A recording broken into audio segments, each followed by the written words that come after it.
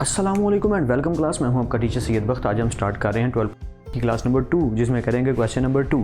Question number 2 की जो statement है वो दूसरे क्वेश्चन से थोड़ी सी डिफरेंट है। आई मीन टू से क्लास नंबर 1 में जो कि बहुत ही छोटे छोटे से सिंपल से क्वेश्चन थे, काम वही है, बस थोड़ा सा डिफरेंट है। कॉम्प्लेक्स और मुश्किल नहीं है, थोड़ा सा डिफरेंट है। तो इसमें भी थोड़ी स्टेटमेंट पे फोकस करना पड़ेगा। डायग्राम के लिए माजरत, जो कि मैं क्लास के स्टार्ट पे पहले भी कर चुका हूँ कि मेरी ड्राइंग ज़्यादा अच्छी नहीं है, तो डायग्राम सिर्फ अंडरस्टैंड करने के लिए बनानी पड़ेगी। यार इस पर मुझे तकरीबन आधा घंटा लगा है, लेकिन फिर भी देख लो कितनी बुरी बनी है। इतनी प्रैक्टिस के बाद भी ड्राइंग बुरी बन रही है, बट उसके लिए एक्सक्यूज़ मैं कोशिश करूँगा कोई ना कोई पिक्चर साथ ऐड कर दूँ जिससे आपको आइडिया हो जाए कि डायग्राम कैसी है। बट स्टेटमेंट के अकॉर्डिंग जैसी इमेज चाहिए उसको हम अंडरस्टैंड करेंगे, क्वेश्चन को सॉल्व करेंगे। तो टाइम वेस्ट किए बिना चलिए जल्दी से स्टार्ट करते हैं।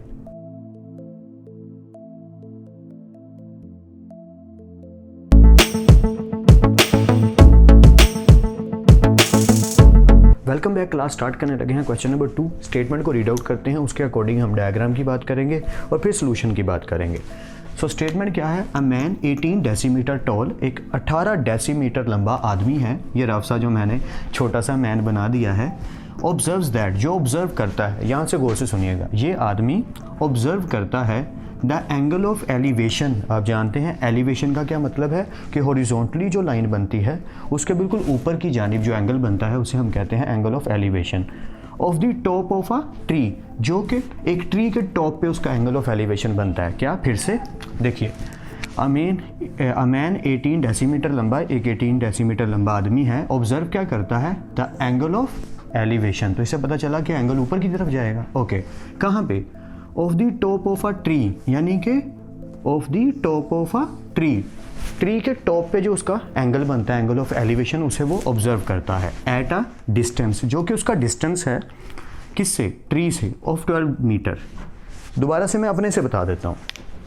एक आदमी 12 मीटर के फासले पे खड़ा है एक ट्री से, या ये रफ सा ट्री है गंदा मंदा। ओके, सो ये 12 मीटर के फासले पे जो आदमी खड़ा है ट्री से, वो डिस्टेंस कितना लिख दिया? 12 मीटर। उस आदमी की जो हाइट है वो कितनी है? 18 डेसीमीटर। और उस आदमी का एंगल ऑफ एलिवेशन जो ट्री के साथ बन रहा है, जो कि टॉप ऑफ द ट्री के साथ जुड़ रहा है, वो एंगल ऑफ एलिवेशन कितना दिया गया? From him is 32 degree. या पॉइंट सिर्फ इतना उसने अजीब तरीके से लिखा है, मैं आसान करके बता रहा हूँ। एक दफ़ा फिर से रीड आउट करते हैं। अ मैन, एक आदमी 18 डेसीमीटर, 18 डेसीमीटर लंबा। ऑब्जर्व्स दैट, ये ऑब्जर्व करता है कि उसका एंगल ऑफ एलिवेशन, उसका एंगल ऑफ एलिवेशन उस पॉइंट से ट्री के जो कि पीक पे है, एट अ डिस्टेंस, जो कि 12 मीटर के फासले पर है। ये भी अंडरलाइन कर देते हैं। फ्रॉम हिम इज़ 32 डिग्री, उस आदमी से जो 12 मीटर के फासले पे खड़ा है, जिसकी हाइट 18 डेसीमीटर है, टॉप ऑफ अ ट्री से एंगल ऑफ एलिवेशन बनाता है और वो एंगल बनता है 32 डिग्री। या उसने काफ़ी अजीब करके लिखा, लेकिन हमने तो इजीली कर लिया। एक दफ़ा फिर से, या मैं बार बार रिपीट इसलिए कर रहा हूँ ताकि पूरी तरह समझ आ जाए कि एक आदमी खड़ा है, 18 डेसीमीटर उसकी हाइट है आदमी की, उसका डिस्टेंस ट्री से है 12 मीटर, और वो जो angle of elevation top of the tree से बना रहा है वो बनता है 32 डिग्री। आई होप यहाँ तक क्लियर है। तो क्वेश्चन क्या है? क्वेश्चन बड़ा सिंपल सा है। What is the height of a tree? Tree की टोटल हाइट कितनी है? तो इसलिए मैंने ना ये वाला पोल सा बना दिया कि हमें बताना है कि पूरे ट्री की हाइट कितनी है। ऑलराइट क्लास, अभी हमने क्वेश्चन को पूरे के पूरे को अंडरस्टैंड कर लिया है। अब हम मूव ऑन करते हैं अपने सोल्यूशन की तरफ। मैंने कुछ चीज़ें चेंज की हैं, तो अगर किसी ने पहले नोट कर लिया था तो उससे सजेशन है कि वो प्लीज़ पहले वाला जो नोट किया है उसे मत करिए, अब वाले को नोट कर लीजिए। तो आप किया भी यही कीजिए कि क्वेश्चन को जब हम पूरा समझ लें सॉल्व करके, फिर ही नोट किया कीजिए। So let's continue. फर्स्टली मैंने लिखा क्या है? Let H be the height of the tree. हमने क्या किया? ये पूरे का पूरे ट्री की जो हाइट है उसको कंसिडर कर लिया as a H. Okay, let's continue. अब हमें सबसे पहले जो चीज़ डिस्कस करनी वो है डेसीमीटर। कि यार हमें तो मीटर्स की आदत है, चैप्टर नंबर 9 में भी हमने पढ़ा था कि जब हम कोई भी क्वेश्चन सॉल्व करने लगते थे पहले उसे रेडियन में ले आते थे। यहाँ पे भी वही करेंगे। डेसीमीटर की तो आदत ही नहीं, हमें आदत है मीटर्स की, तो हम भी इस वैल्यू को पहले मीटर में कन्वर्ट कर लेंगे। So as we know that 1 metre, जो कि आपको तो नहीं पता लेकिन अब पता चल जाएगा क्या, 1 मीटर के अंदर कितने डेसीमीटर होते हैं? 10 डेसीमीटर होते हैं। तो इसके अकॉर्डिंग 18 डेसीमीटर जो हैं वो कितने मीटर के इक्वल हो गया? 1.8 मीटर के। तो 18 डेसीमीटर साहब एक्चुअल में ये जो हाइट है ये मीटर्स में कितनी हो गई? ये हो गई 1.8 मीटर। ओके, इस तरफ भी लिख लीजिए, इस तरफ भी, ताकि दो हमें पता हो कि आदमी की हाइट कितनी है। ओके, अब हमें जो गिवन है ना उसके अकॉर्डिंग हमें क्वेश्चन को सॉल्व करना है। हमने टोटल हाइट पता करनी है। उसके लिए ना मैंने एक तरीका सोचा है, क्या करते हैं, इनको नेम दे देते हैं यार। इसको कह देते हैं पॉइंट को A, इस पॉइंट को कह देते हैं B, इस पॉइंट को कह देते हैं C, इस पॉइंट को कह देते हैं D। इसको चाहे तो E कह लें चाहे ना कहें, डजंट मैटर फॉर अस, क्योंकि मैंने ये वाली ट्राइंगल यूज़ करनी है। इस ट्राइंगल के अकॉर्डिंग मैं चलूँगा। तो हम जानते हैं कि हमें बेस की, अच्छा अगर ये 12 मीटर है तो यार ये भी तो 12 मीटर ही है।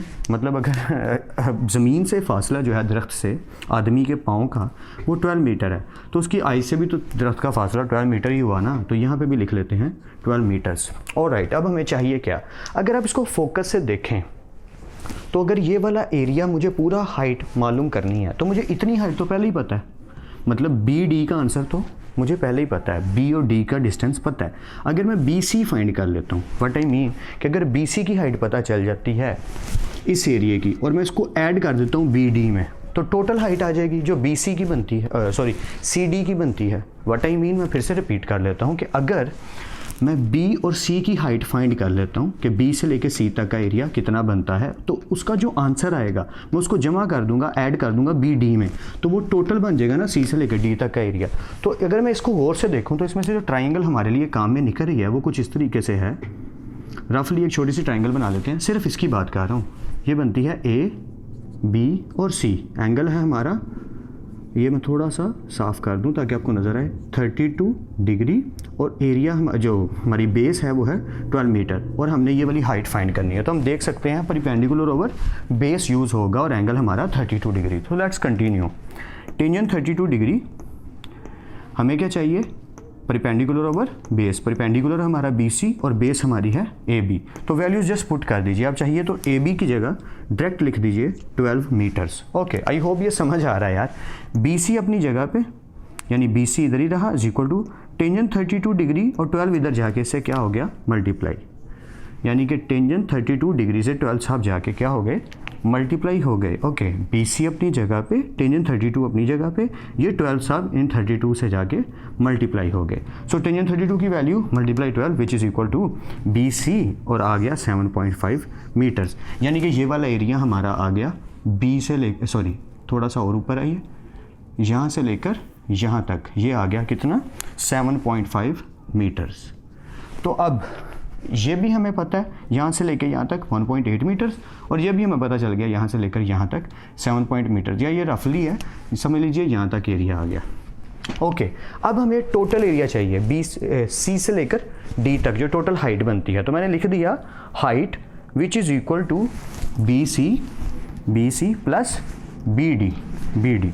आई होप ये समझ आ रहा है मैं क्या कर रहा हूँ। मैं क्या कर रहा हूँ, पहले मैंने BC फाइंड कर लिया टेंजेंट के जरिए। टेंजेंट क्या होता है, परपेंडिकुलर ओवर बेस के जरिए, उससे आ गया B से लेकर C तक का एरिया। अब B से लेकर C तक का जो एरिया आया उसे ऐड कर दिया B से लेकर D तक के एरिया में, तो फाइनली आंसर आ गया height is equal to BC 7.5 plus BD 1.8, दोनों मीटर्स हैं, इट्स ओके, दोनों को ऐड किया 9.3 मीटर्स, दैट्स इट।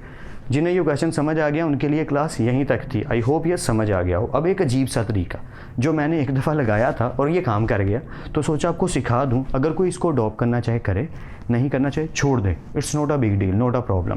तो सबसे पहले तो हम बात करते हैं, ट्राइंगल का नेम बदलते हैं ताकि हमें समझ आए। ये जो मैंने CDE लिखा है शायद आपको समझ ना आए, क्योंकि उसके अकॉर्डिंग मैंने ट्राइंगल के जो नेम्स हैं, साइड्स हैं, वो बदल दी हैं। तो शुरू करते हैं इस बात से कि ट्राइंगल कंसीडर करते हैं हम पूरी की पूरी A, B और C ही, जो हमने पहले बनाई है A, B और C। बट इसमें पॉइंट क्या है, पॉइंट सिर्फ इतना है कि परपेंडिकुलर जब लेना है ना यार, तो सिर्फ इतना नहीं लेना, ये पूरा ले लेना है। आपको अजीब लग रहा होगा, सर अजीब बात कर रहे हैं कि यार वो पूरी साइड, हाँ यार ये भी एक तरीका है, इससे क्वेश्चन सॉल्व किया तो आंसर आ गया। बट सजेशन यही है, जिनको वो समझ आ गया उसकी 2 दफ़ा प्रैक्टिस करें और उसी मेथड से क्वेश्चन को कर लें। अगर आपको ये ठीक लगे ये मेथड भी, तो आप इसको यूज़ कर लीजिएगा, वरना छोड़ दीजिएगा। It's a simple thing. करना क्या है, A, B और ये मेरा आ गया C पॉइंट, पर इसके साथ मैंने इसको भी यूज़ कर लिया D को। कैसे, मैं ज़रा बताता हूँ आपको। ये है मेरा 1.8 मीटर्स और ये पूरा एरिया H कहलाता है। अगर मैं H में से माइनस कर दूँ 1.8, तो ये मेरा कहलाएगा परपेंडिकुलर। बेस मेरी कितनी है 12 मीटर्स और एंगल मेरा कितना है 32 डिग्री।